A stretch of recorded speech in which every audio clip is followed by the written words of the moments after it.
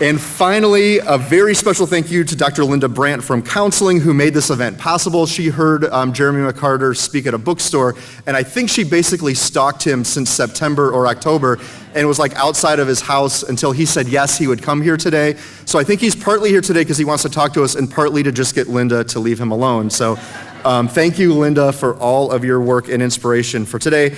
We will, Jeremy's going to talk for a little bit. There'll be time for some Q&A. Our students will have microphones. Raise your hands. They will come to you. When we're done, Mr. McCarter will be signing books outside in the lobby where you came in.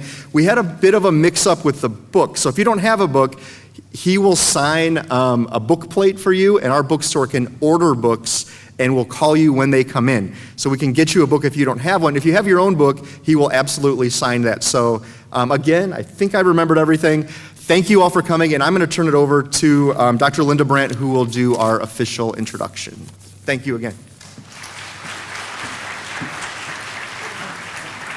Good morning, everybody, and one more round of applause for Troy Swanson and everything he does for this school. So I am delighted and excited to be introducing you to our speaker today, Jeremy McCarter. Jeremy McCarter is the co-author of the book, Hamilton the Revolution, with Lin-Manuel Miranda, a #1 New York Times bestseller. But I also see Jeremy McCarter, in a sense, as the historian for this Broadway phenomenon. The book traces the inception, development, and implementation of the musical Hamilton from its earliest performance at the White House to its landmark opening night on Broadway 6 years later. Jeremy McCarter is a writer, critic, director, and producer. He spent 5 years on the artistic staff of the Public Theater in New York, where he created and ran the Public Forum series of performances and conversations. This series brought together America's leading actors, activists, writers, scholars, musicians, and community leaders to explore the intersection of the arts and society. He has also written about culture and politics for New York Magazine, Newsweek, and the New York Times. Jeremy was a friend of Lin-Manuel Miranda and encouraged the Public Theater's artistic director to take on Miranda's developing project. With McCarter's support, Hamilton debuted off-Broadway in the Public Theater on its way to winning 11 Tony Awards. I was first unbelievably lucky to see Hamilton in the spring of 2016 in New York. And yes, it was amazing and indescribable. I then heard Jeremy McCarter talk about his book last summer at Printers Row Lit Fest in Chicago. He was not only entertaining and knowledgeable, but he seemed to capture the essence of the musical and the book. As Jeremy describes in the book, it is a chronicle of two revolutions, the American Revolution of the 18th century and a musical that changes the way Broadway sounds. I knew then that it would be a rare opportunity to hear this man talk about the creative process behind the show. So with the help of Tish Hayes, librarian extraordinaire, I started emailing, sort of stalking, but mostly emailing Jeremy, doing what I could to get him to speak here today. We wanted to show Jeremy that Moraine Valley Community College is an open access institution that serves a wonderfully diverse population. And because of its important mission and philosophy, it is worthy of his dynamic and inspiring words. Thank you, Jeremy, for being with us today. And I just found out that we can look forward to his new book, Young Radicals, A Story of Idealistic Americans Fighting for Their Ideals, published by Random House and coming out this June. Congratulations, Jeremy. Both his new book and the musical are so inspiring because they show us how yesterday's revolutionaries can teach us about how to act in today's world. So please join me in welcoming Jeremy McCarter.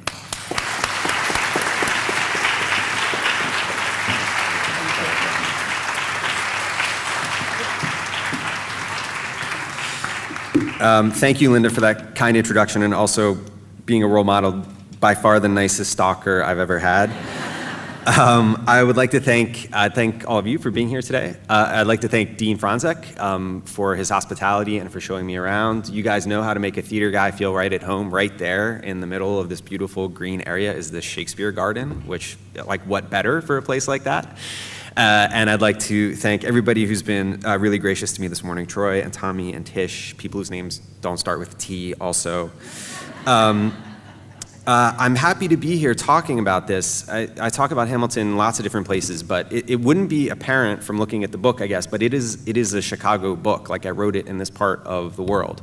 I moved here in 2014. The show opened in 2015. So a lot of that writing was done like directly overhead where we are right now, because I'm circling O'Hare, waiting for the traffic to clear so I can land. That's when on my laptop I was writing a lot of that stuff.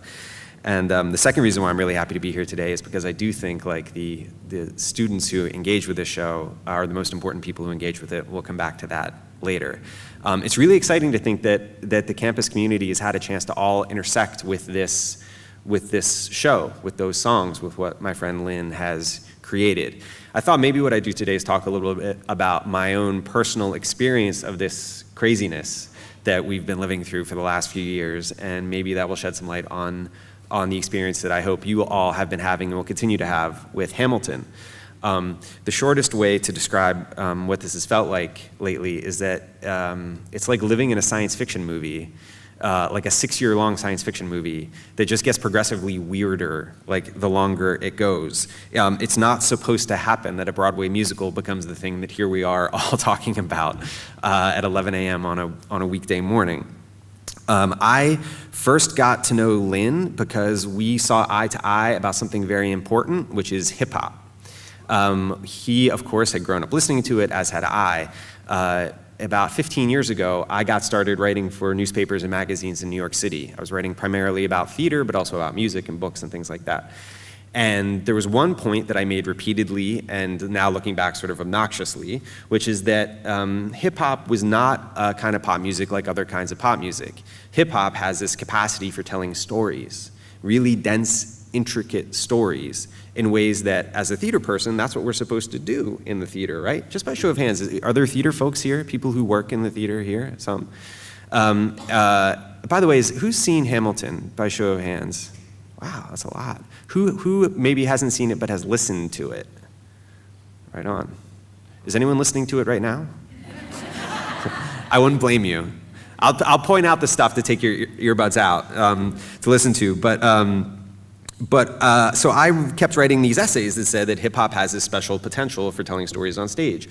And then once you write something like that, then you have to keep showing up every time someone writes a musical that might do the thing that you wanted someone to do. So in 2007, I went to see this musical off Broadway in New York by a bunch of people I'd never heard of before, without high hopes. I didn't take a date because I didn't have high hopes for it. And within 5 minutes, I just knew, actually, like, here's the guy. Like, this is the thing that I've been looking for. And the show was in the Heights. And it was written by Lin-Manuel Miranda. It was his first show in New York, and he was playing the lead. He was playing Usnavi. So I wrote this review that explained why I thought Lin was a significant arrival in New York, how important I thought it was what he was doing. Lin liked that review, and the publicist for the show knew us both and thought we'd hit it off, and so he fixed us up.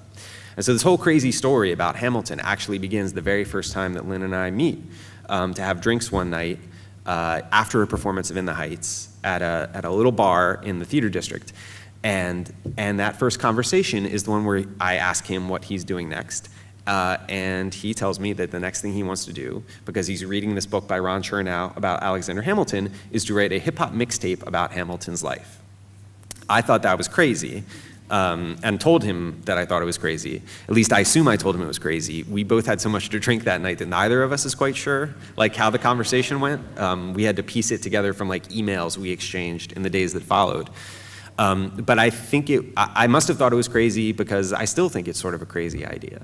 But I also knew that after Heights and after getting to spend a little time with him and seeing how his brain worked, I was never going to bet against the guy. So hip-hop mixtape about the Founding Fathers? Sure. So I think everybody knows what comes next. Has everybody seen the video from the White House in 2009, right? This is when Lynn performs. This is like baby Lynn, like looking very young, and Alex Lacamoire at the piano performing for the Obamas a couple months into the Obama presidency. And I love this video. I love the fact that it exists for all time on YouTube until the internet burns out or whatever happens to it.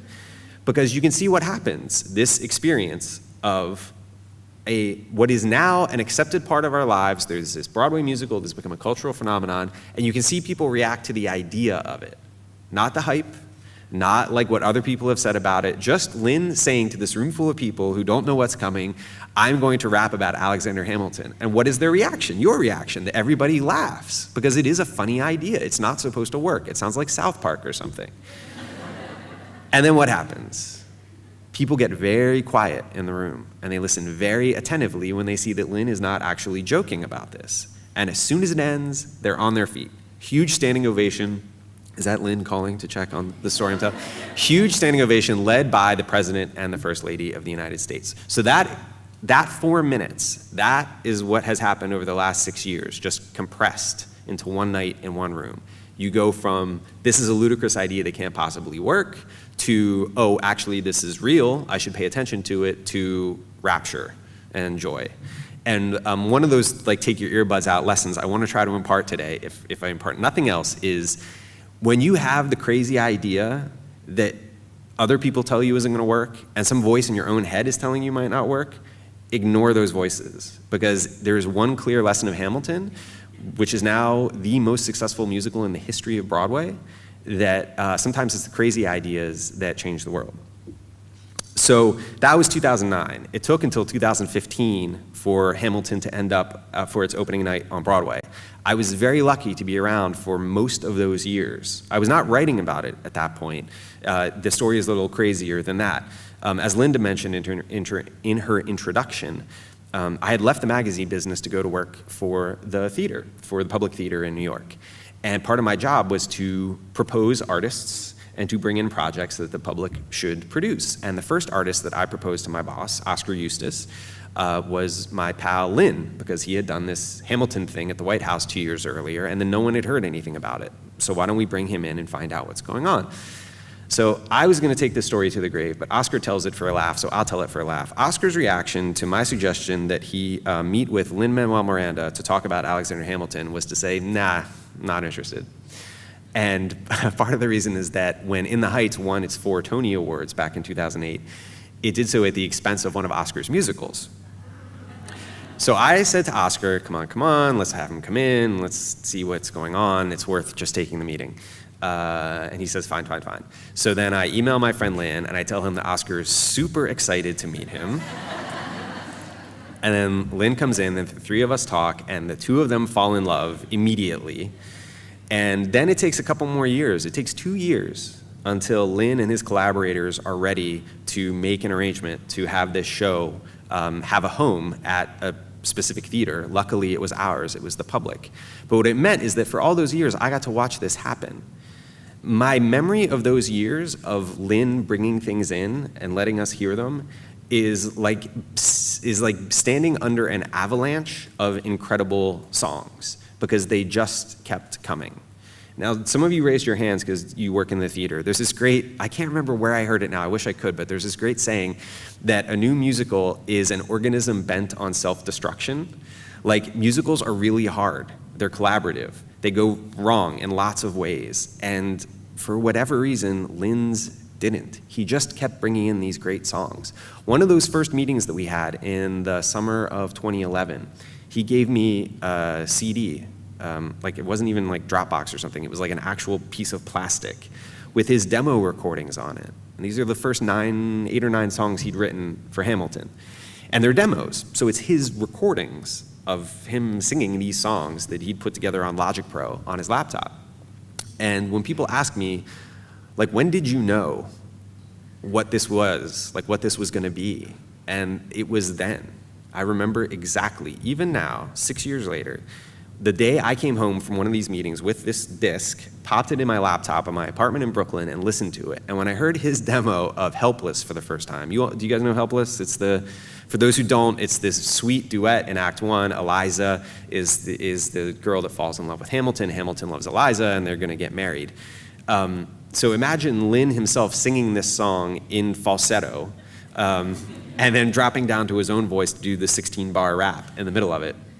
But it was, I loved it because structurally it's a Ja Rule and Ashanti song, or it's Crazy in Love, the Beyonce Jay-Z song, except it's 4 minutes of like unbelievably specific, clear theatrical storytelling. And when it ended, I just thought, if he finishes this thing, it's going to be the best musical of our generation. That was 2011. So if you're listening to the songs now, like if you only started listening to it because of the One Book program here, and you're wondering, are you going to get tired of these songs? No, probably not. At least not if my experience is any judge, because I've been listening to those songs now for 6 years, and they get into your bones. What I saw in those years is another lesson about this experience. There's a paradox. So on one hand, you've got Lin, the composer and the lyricist, going away, writing these songs, bringing them in, everyone being amazed. Theater is collaborative, so you need that, but if it's only that, you don't have a hit. You just have like one guy who's a very talented artist. The paradox of Hamilton is that the single-handed achievement of what Lin did here has basically 3 parallels in the entire history of Broadway: someone who wrote the music, wrote the words, had the original idea, and played the lead. I mean, you can count on one hand. Lots of people have tried. Like, who has done this before? A few people have. The paradox is that you've also got all these people who are working with Lin to realize those songs on stage.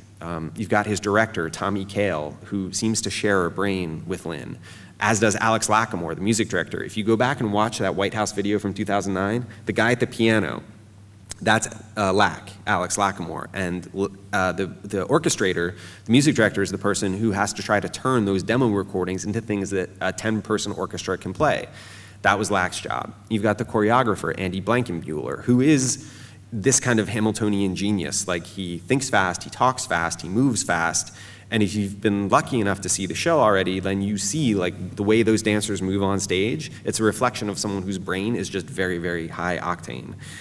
I wrote a whole book about what I saw in those years. There are a couple moments, though, that really do stand out. One is in the summer of 2013 at Vassar College, which is just north of New York. There was a workshop where they gave Lin and Tommy and some actors a week to put some of Hamilton in front of behind music stands and let us hear what it was. And that day, I remember one of my clear takeaways from that was, so I was sitting about there in the audience, and if you can imagine, this is the stage at Vassar. Standing right about here on the stage was the most charismatic human I'd ever seen on stage. I was like, who is that guy? And that was Daveed Diggs, who would be with the show from that week at Vassar all the way up until he won the Tony Award for creating the roles of the Marquis de Lafayette and Thomas Jefferson. And then the even bigger one was this workshop in May of 2014. So there's a moment in the life of a show when it's going to stop sounding like you're hearing songs out loud and going to start feeling like a thing that's going to exist on stage. That day, in May of 2014, was the first time that the world got to see just how radical Lin and Tommy's project had become. They had decided that very purposely, they weren't going to have the people who were going to perform the Founding Fathers look like the Founding Fathers. They were going to have the people who were best equipped to play those roles play those roles. That meant that the cast was going to be primarily artists of color: Black, Latino, Asian, white. That mix is something that seemed radical at the time to basically everybody but Lin and Tommy. Tommy described it this way. He said, "This is a story about America then, told by America now." So it's the reality of 21st century America and our multicultural present-day society looking back at a very different moment in our history. So what we saw that day in 2014 is the first time that it wasn't just these artists standing at music stands anymore with scripts in their hands. The first act of that show they staged, which meant they were in costume. I will never forget the sight, the first time seeing that company, those artists of color, in the costumes that we have come to know from lots of portraits and documentaries and stuff like that, about the the Continental Army, George Washington's army. To see those artists standing on boxes at the end of the Yorktown sequence and saying, "We won," the result was volcanic. The audience went crazy. I've never heard anything like it.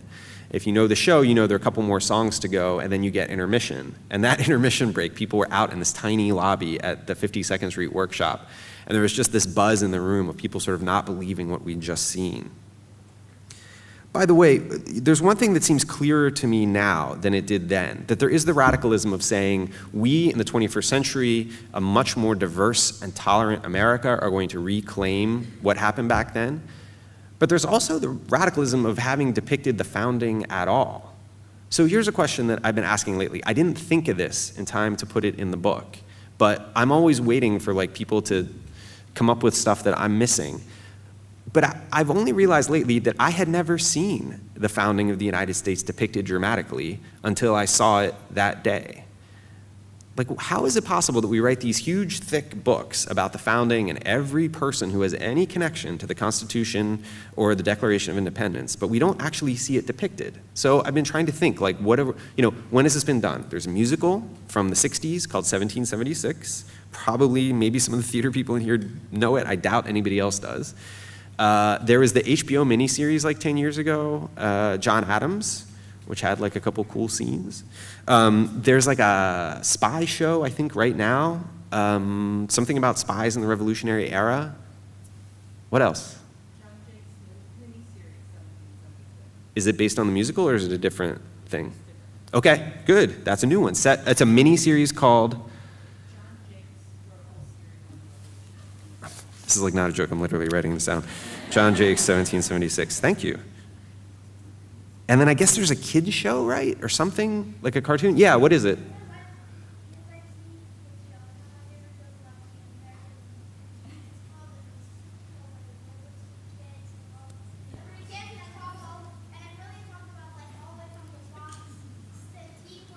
Yeah.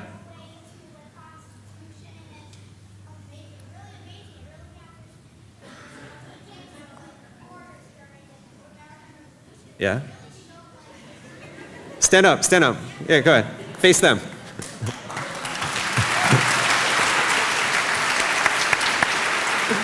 Go ahead.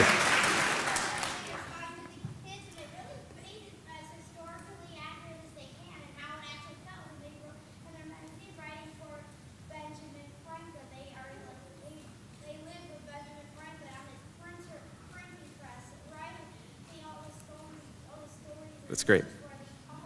That's great. What's your name? What's your name? Z? Thank you. Thank you for that contribution, Z.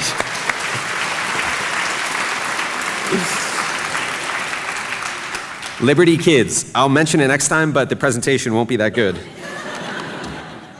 Anyway, so that's one way in which this show is just getting a lot more people thinking about this era and these figures than Americans tend to do, which is surprising because of all the bookshelf, the shelves and shelves in the bookstores full of the nonfiction books, but we don't see it. We don't depict it. You can compare that to something like the way that the English history is depicted on its screens and movies and stages, of the way that the royal line is depicted, and you can't throw a crown without hitting one of those shows. So part of what I got to see then is the impact of this show, and if you want to see the effect that the show is beginning to have, the book is actually both those things. The book is an attempt to reckon with the impact of the show, and it is itself a product of the show, and here's how. The show had its opening night off-Broadway at the Public Theater in February of 2015. That night was the first time the critics were going to come and write about this thing. And it was a very reassuring night because the critics liked Hamilton. And there's always a chance, it's happened. You feel like the show is good and you're proud of it, and then you put it up and the critics come and see it and they don't like it at all. So it was a big relief that the critics liked it, and we knew that the show was going to go from the Public Theater uptown to Broadway. That night, another late night, another night where perhaps we'd had a couple of drinks, Lynn says to me that there's going to be a book about the show and that we should do it together. And sort of like Oscar, my first reaction was, nah, I'm not that interested in doing that. Partly it's because maybe you've seen like lots of Broadway musicals have these kind of companion books, these coffee table books, and there's like an oral history at the front, and then the script is at the back, and they're good, but I wasn't that interested in writing one. And then this is where it's an effect of the show. I genuinely couldn't imagine a book that would do what they wanted this book to do, that would be fit to stand alongside this show. Because I had seen for years how unbelievably disciplined Lynn and Tommy and everybody involved with the production had been about every detail. Like, nothing was left to chance, nothing was thoughtless, everything had a reason for being there, and it just seemed really daunting to come up with a book that would try to apply all of those principles. But I told Lynn I'd go away and think about it, and I went away and thought about it. And I thought, as one does in moments of indecision, about what Stephen Sondheim would do in that situation. And there is his, everyone should read it. Anyone who's an artist, forget whether it's theater or some other art form, if you like to create things, you should read his book, Finishing the Hat, which is a collection of, it's a lyric anthology, but at the beginning it has some of his like writing lessons, which are incredible and apply to everything. And the first one is Content Dictates Form, which sounds puzzling, but it actually makes a lot of sense. Content dictates form means you need to know the story that you're trying to tell, and then you can figure out how to tell it. You need to get clear in your head why it is that you want to create something, and then the structure and the tools and the style, all that stuff will follow. So I came back to Chicago from opening night and sobered up, and I thought, what is the story that you could tell? And as Linda mentioned, the story I realized that would be worth telling about this show is the story of two revolutions. Hamilton tells the story of the American Revolution, this thing that bizarrely we have not seen very much of. But the show is itself a revolution, because I could see how it was going to change Broadway, how it was changing the way hip-hop worked in the theater, how we felt about our own founding. And the thing that was most exciting to me, having spent a couple of years around these artists, is how it was changing their lives. I mean, David didn't have an agent when he got cast in Hamilton, and now he is a bona fide star. And that story happens again and again. These artists who have this unbelievable talent, but they couldn't find a way to express it because Broadway wasn't set up for them. And one of the exciting things about Hamilton is that now that the show is such a hit, now it's going to get produced again and again and again, that need just grows by orders of magnitude. So I thought that would be a cool story to tell. If you could somehow tell the story of these two revolutions proceeding together, show that how intertwined they are from that first night at the White House in 2009 to 2015 when the show opened on Broadway, alongside the story that's told by the show itself, that would be an interesting little puzzle. And so that's what we decided to do. And only when I started doing the research did I realize something that I can't believe I'd missed in the first place. That those two revolutions I thought I was seeing are actually the same revolution. I found when I was doing research for the book, the first editor of Alexander Hamilton's papers, like 130 years ago, said that the dominant purpose of his life was not creating the treasury, it wasn't helping Washington win the war, it was creating a national sentiment. In other words, it was a change in the way that Americans thought about themselves, to encourage them to think of themselves less as Virginians or Pennsylvanians or New Yorkers, and to think of themselves as Americans, and to create the structures and the institutions that helped give shape to that impulse, and to encourage it. And as I watched what Hamilton, the show based on his life, was doing in 2015, well, it was the same thing. I would stand outside the theater sometimes on 46th Street in Manhattan and just gawk at the people who would show up, hundreds of them every day, just to stand close to the theater. Old people, young people, every color, every background, day after day after day. They would line up for autographs, they would pose for selfies under the marquee. I don't know, maybe some of you guys were there doing this. But that idea that there's a way that Americans can come together and need to come together is something that was reflected in Hamilton's life and in the show that's based on his life. Two aspects of one revolution. It's why you have Michelle Obama saying that Hamilton is the greatest piece of art she's ever seen in any form in her life, close quote, but Dick Cheney also liked it. And like, there are not a lot of things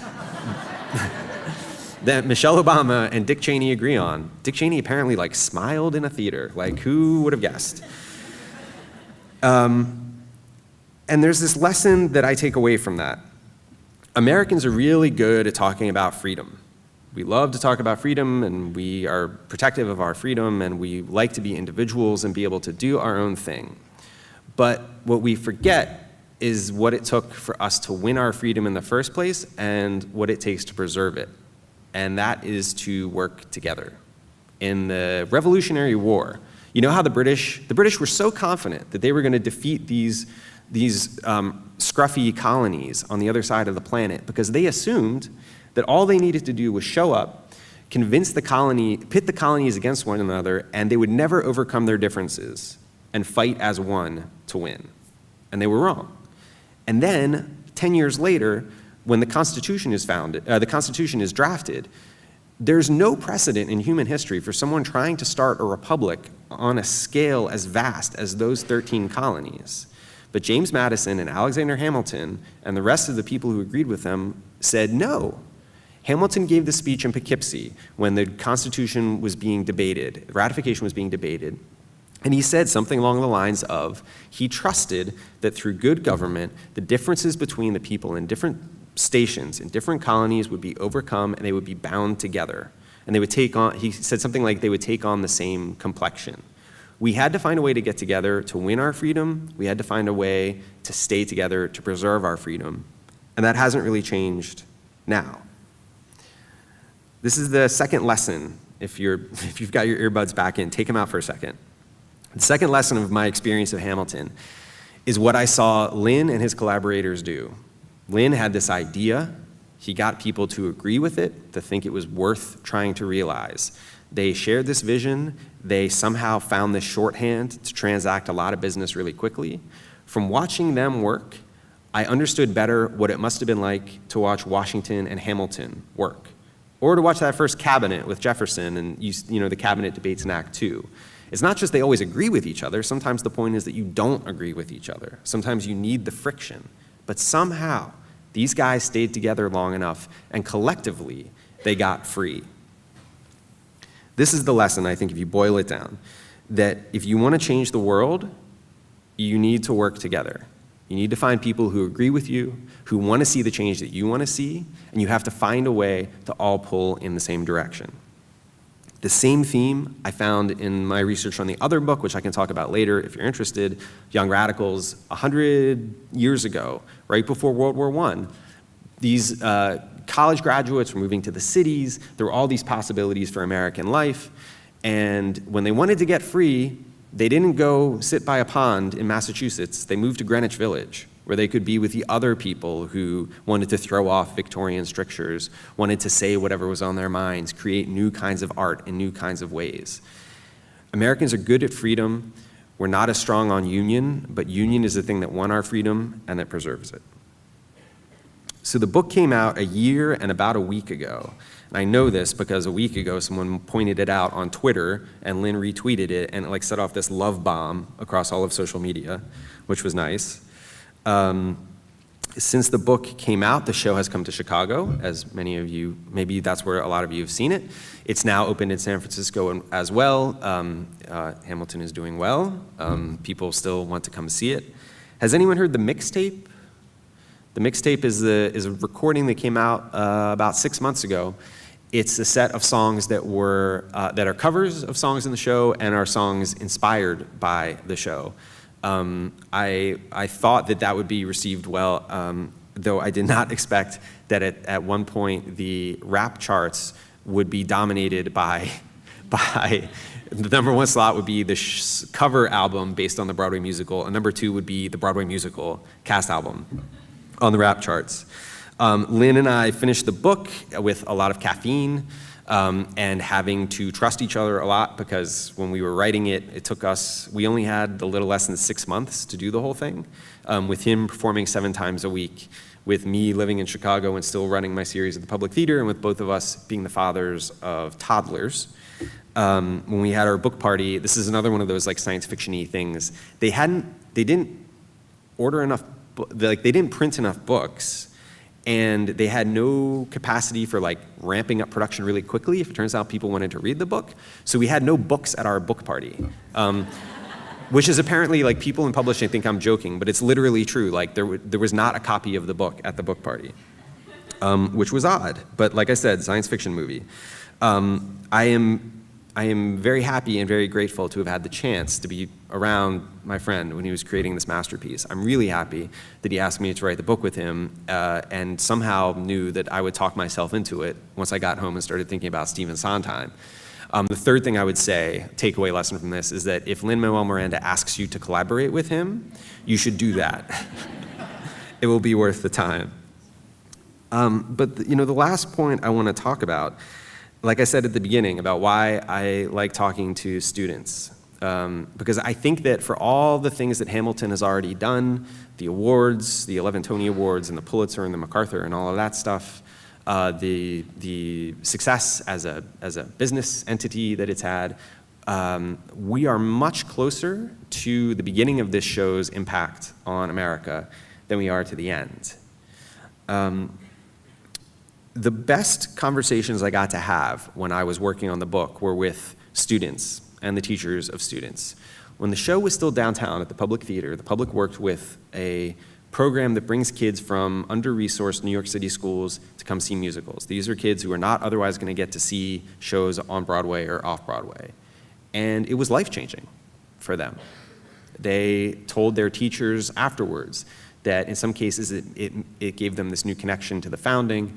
It made them feel like they were Americans for the first time. These are kids from immigrant communities in a lot of cases. I am willing to believe that that is going to be a popular reaction as this show gets more traction, because I know what happened to the original cast.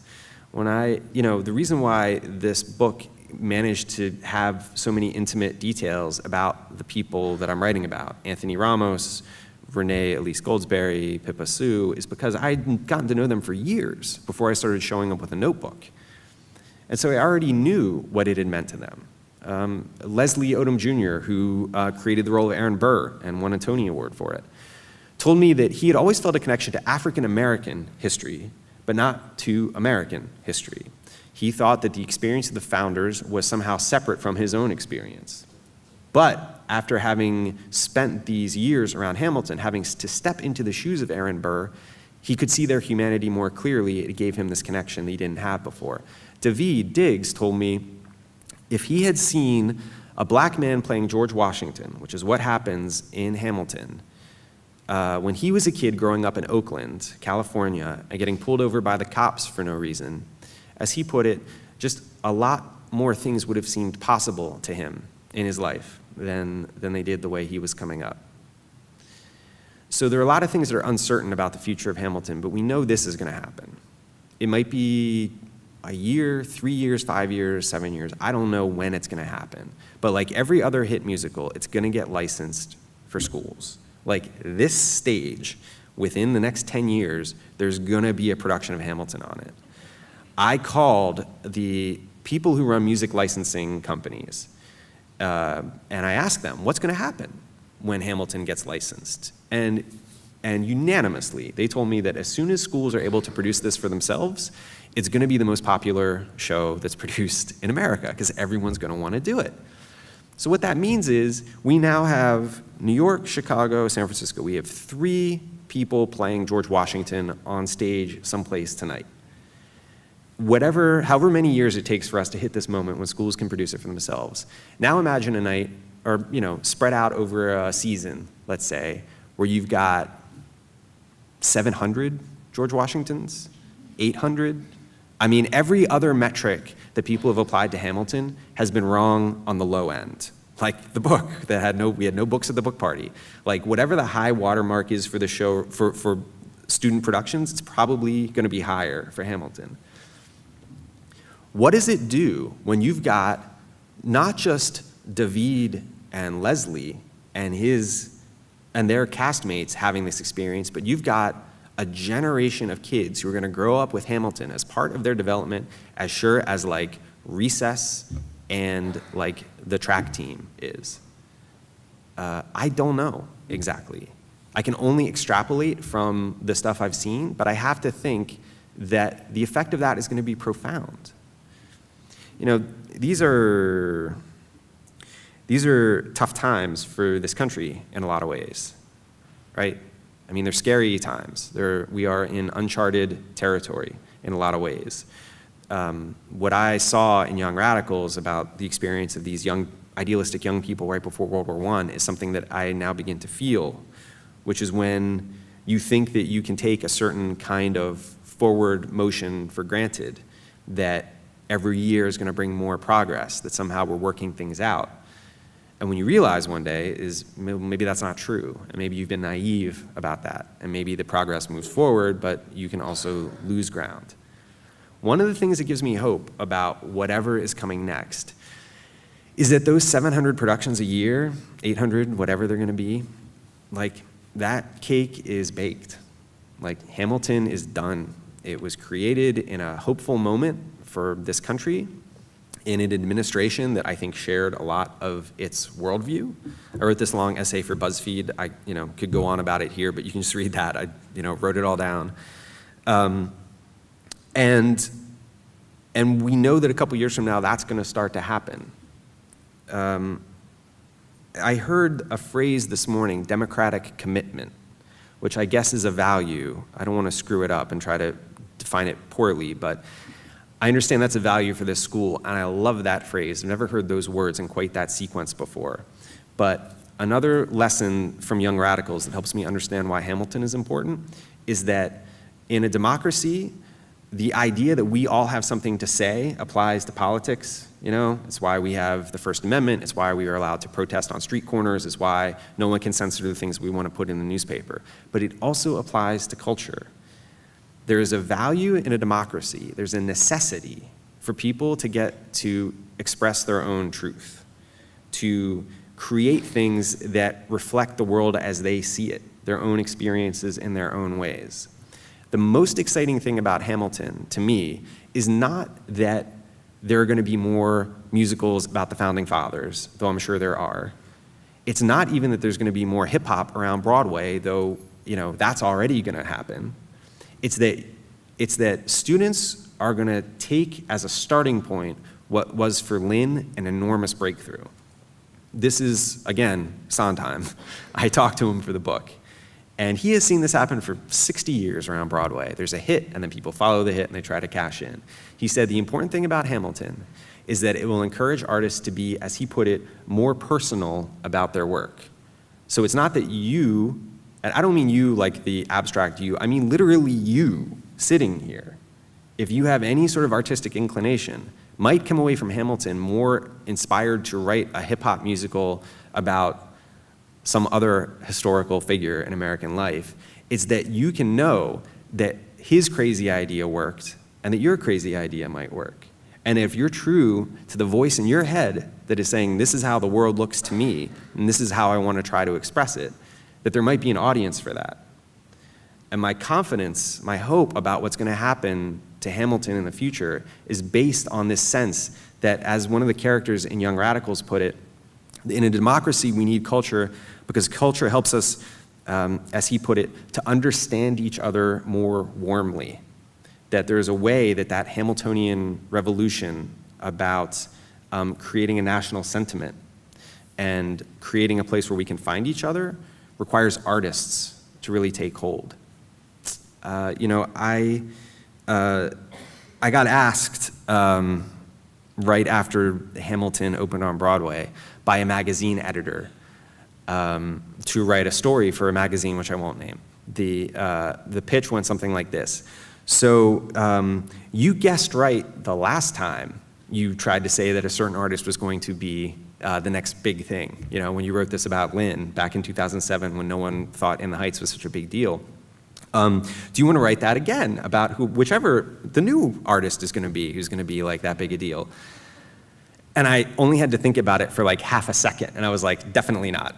Like, I'm totally happy to retire as like a prognosticator about that stuff, like one for one. Like, that's good for me. But what I realize now is the hope I'm feeling about what the generation coming up, by which I mean your generation, is going to do with this show is exactly what I felt about Lynn back in 2007. I don't know what's coming. I would never bet against it. Thanks very much.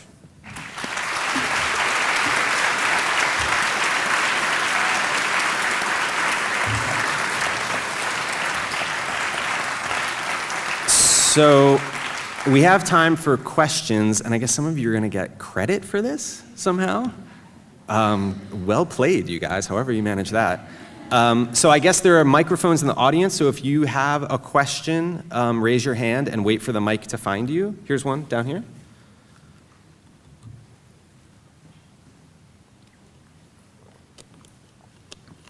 Oh, this, right. Mm-hmm.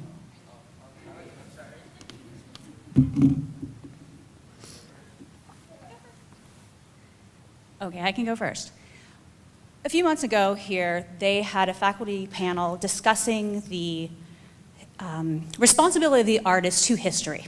Now, you've very passionately talked about what the effect we're seeing on in students. You're pulling from primary text as your sources. What's your feeling about what the artist owes to history? The artist owes to history? In terms of its reflection of historical events and individuals. Yeah. You know, it's interesting. I got to experience two approaches to that because all those years I spent in script meetings with Lynn, you know, he was remarkably true to the historical record, which is why Ron Chernow, who inspired, you know, his biography inspired this show in the first place, was around a lot too. Lynn said he wanted historians to take it seriously, and he wasn't kidding about that. Still, when Lynn needed to, he would sort of shift things around a little bit. It's the prerogative of the artist that if it turns out like the chronology between Alexander and Angelica is like a little different in the show than it is, then, you know, that's great. Because for an artist, you're trying to arrive at some point, an effect that you're allowed to sort of color outside the lines from time to time. Then, you know, at the whole time I'm hanging around with the Hamilton folks, I'm also, you know, in archives trying to get the story of Young Radicals right. And there, I have no leeway. Like, my responsibility to history is 100%, like, I can't deviate a punctuation mark from what people actually said and did back then. The responsibility I think you have is to take something that happened in the past, whether it's creatively or in a scholarly way, and present it to your own time in a way that will resonate. Like, you know, I had this thought that we think about the past as in terms of distance. Like, it was far in the past. It was in the distant past. I don't think that's history to me. After these last 6 years around these two projects, doesn't feel like that to me. It's more like heat. Like, things have heat. You know, like you take something out of the stove and take something off a stove, and some pots stay hot for hours, and some pots come back to room temp like immediately. That to me is what historical events now feel like. Things lose their heat at different rates. And I think about something like you know, the story of Alexander Hamilton. Clearly, that is still hot to the touch. This now, because of the election last year, these figures I'm writing about in the 19-teens who saw their world go up in flames, that still has heat again too. So I think the question is, find the stuff that still has heat and stoke that flame. Another question? Oh yes, down here. What character would you play in Hamilton? Would I play? If you could choose. This makes a large assumption, which is that I have 1/10 of the talent to play any of those characters. Are we making that assumption? No, we're not making that assumption. I'm just curious. We are in the realm of science fiction, like I said. You know, it would be fun. I don't know. It seems like it would be really satisfying to play George Washington, you know? Because Washington is the one that, as Lynn points out, you might miss this watching it, but he starts out only rapping, not singing, in a moment of great crisis, in Right Hand Man, like the Americans are getting their butts kicked in the early days of the Revolutionary War, and by the time he leaves the stage at the end, in One Last Time, he's singing this glorious, this glorious final song. To go on that journey from the sort of like embattled commander who has to somehow learn how to lead, that looks fun to me. I don't know. How about you? What would you play? I don't know. Come on. Okay, you're not gonna do us guessing. Tell me in the lobby if you don't want to tell the whole room. Other questions? Moraine? Yes, here's one. Oh, hi. I actually wanted to know, when you talked about your journey when you first met Lin and how you knew, like you just knew he was going to be great, and then you knew Hamilton was going to be great. But was there a moment, like on this journey from idea to reality, where you had to kind of regroup, refocus, where you had a doubt? Because it seems like one miraculous event after the other. And I don't know, my perception of reality is kind of maybe different. But was there a moment where you thought, what the hell am I doing? No. At all? No, there really was. That's what I mean. Like, fantastic. this is the science fiction of this. I gotta like change this next time I talk about this show. Like, this was nobody's first rodeo around Hamilton. Everyone involved had been involved, had worked on shows and sweated on shows that didn't work. Shows they thought were going to work, and then it surprised them that it didn't work. Shows that they invested so much time and energy in, and then it flamed out, and it didn't even make it to the stage. We all know how that feels. I know how that feels. Oscar knows how that feels. Jeffrey Seller, the commercial producer, we've all been there. We all know the struggle that usually goes into a show. It didn't happen with Hamilton, and no one knows why. I literally wrote the book about this, and I can't tell you like how exactly it happened that this avalanche of songs just kept coming. I mean, everything has to go right for something like this to become a cultural phenomenon. Like, it doesn't, if something's a little off, it's a good show or it's a very popular thing, but no one is treating it the way people are treating Hamilton.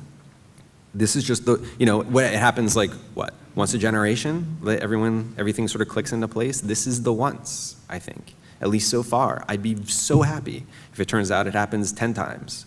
For my generation, but for the time being, like, this is it. I don't know, it's mysterious. Like, yeah, I would like to tell you, it would be in the book if it happened, like, and then there was the dark night of the soul, and they really didn't know when they showed up the next day, like, would Lin have walked off? No, like, it was just, everyone was very, yeah.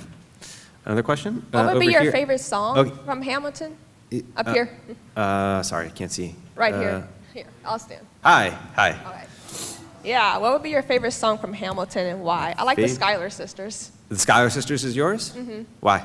It just sounds very lively and bright, and it just gives you that good vibe, good mood. Yeah, it does. I mean, that's one aspect of Lin's brilliance is that he managed to just like take all these different musical traditions and just like skim the cream off all of them and make them sound like he spent his entire life doing nothing but write those songs. I have two answers. If I'm just listening to it at home, it's always going to be Helpless, because literally every time I hear those oohs, like right at the beginning, I think about how hard I laughed when I heard Lin do it on that recording, on that demo, the first time I heard the song. But when I'm watching it, it's always The Room Where It Happens, which those of you who have seen it probably know. What Andy Blankenbuehler, the choreographer, has done is just like nothing I've ever seen. It's a way that you see, this point in the show is where Aaron Burr, this ambitious, calculating politician, in the course of this song goes from trying to figure out how he's been left out of an important meeting to becoming a kind of supervillain. And you get to watch it happen. And it happens partly through the words, but mainly for the physicality of it.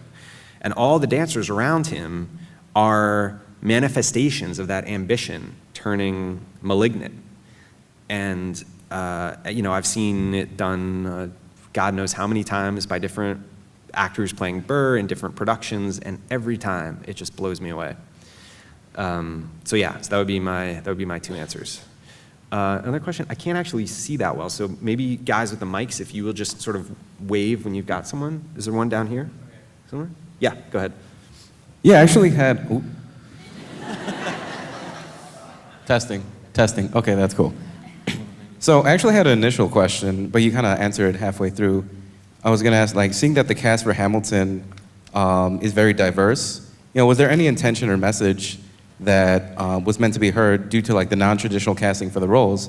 And you had answered that with the story of, it's the story of America then, as told by the story of America now. Yeah. So I kind of have a follow-up question to that, where what was the like initial jerk of inspiration that caused such a displacement of the status quo of the American Revolution?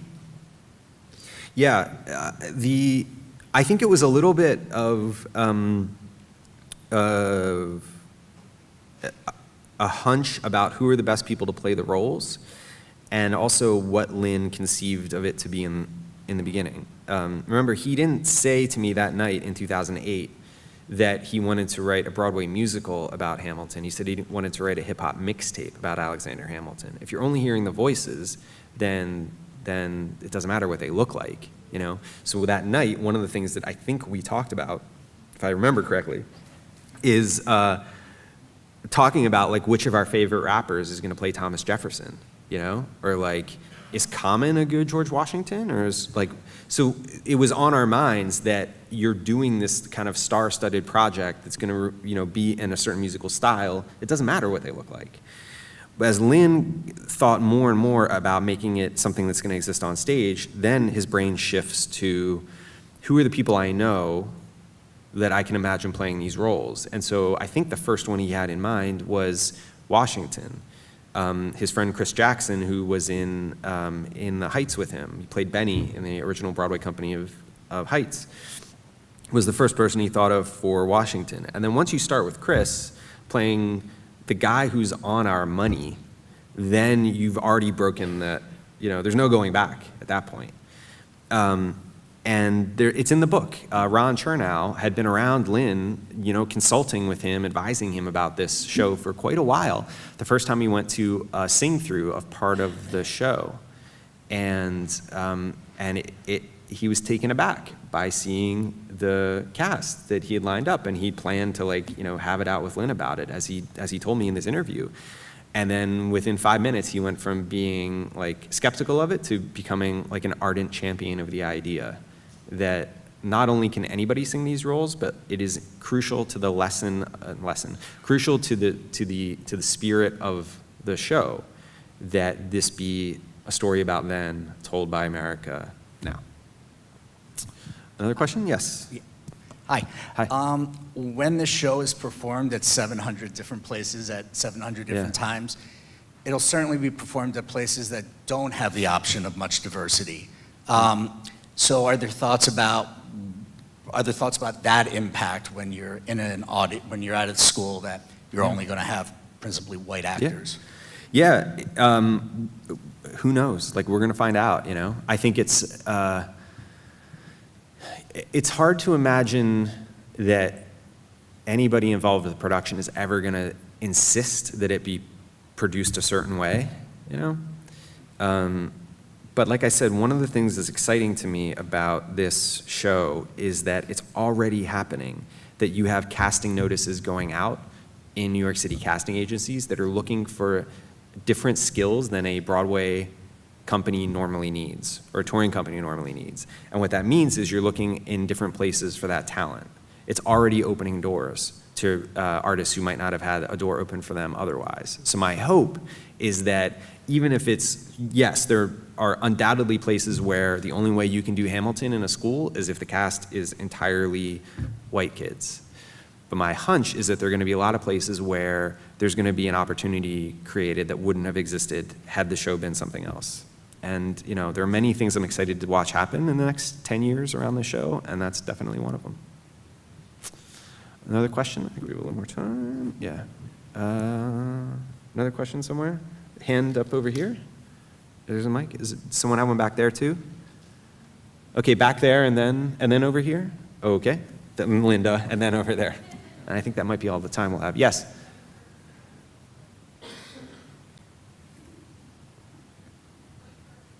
It's like multicultural people in a play? Lynn and Tommy they wanted to see a diverse company on stage telling the story. Yeah, it's really cool. Awesome. It is, yeah. Linda? If you could come up with a dream project for you and Lynn in the next 5 to 10 years, what might it be? Wow. A dream project for me and Lynn. I don't know, to be honest. I mean, part of it is that I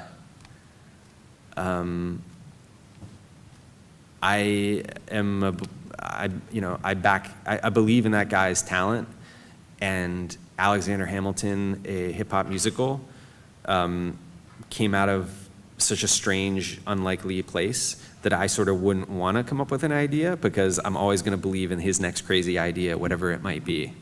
So I don't know. But that's a good question. I got to think about that. Yes, over here on the aisle, down here, like 4th row. No, really. Okay. And then next, down here. I'm trying. I'm sorry.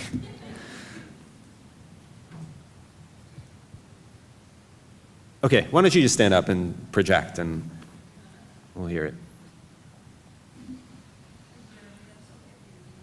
Thanks. Me too.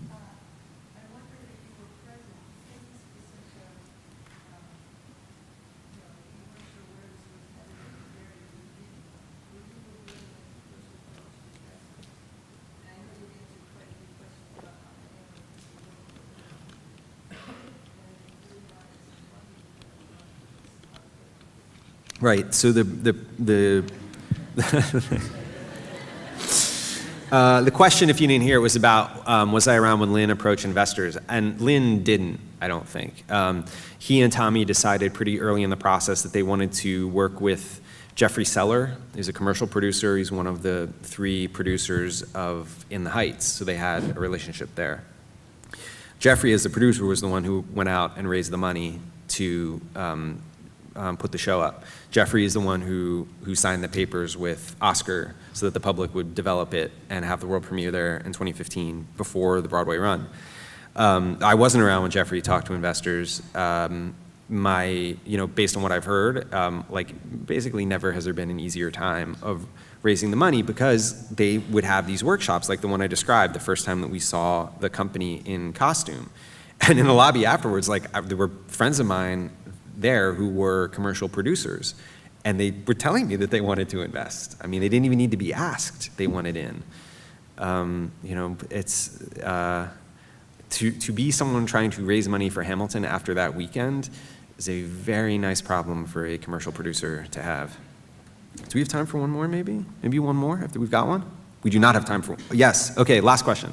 Do you ever think of releasing the demo that you got? Lynn, no, I wouldn't, because Lynn has put some of them online. If you look, when did he do it? It was right after the election, maybe, or around Inauguration Day. Maybe he just thought the country needed to pick me up. He put a couple of the songs online, and at least one of them is on the mixtape. I can't remember which one now. Maybe it's Valley Forge. Does anybody know offhand? Is there a song called Valley Forge on the mixtape? It's kind of slow and sweet. Right, so that's one of the songs that was on my CD. So yeah, some of them are out there. I don't know, I mean, knowing Lynn, I wouldn't put it past him. I mean, the dude literally puts his baby pictures online. So it's totally possible that you will all get to hear Lynn's falsetto Eliza one day. Yes. Yes, one more. Hi. What are you reading right now, and what are you listening to right now? I'm listening to the new Kendrick Lamar album, which is amazing. It's only been out for a couple days, but it's great. I am reading, what am I reading? I'm reading a book, a new novel by Zachary Mason. There was a book that was out maybe like 10 years ago called The Lost Books of the Odyssey. It was these variations on stories in the Odyssey, and I've been waiting for the guy's next book to arrive, and it finally has. So I just got that. I'm about to start reading. And is there anything else in the mix right now? No, I don't know, but more soon, I hope. Why? What should I read? Do you have a recommendation? Nothing right now, no. What is it? Don't? Okay. Well, if anyone has one, tell me on the signing line, because I always need one. But thank you all very much for being here. This was a lot of fun. Round of Have a good day. applause.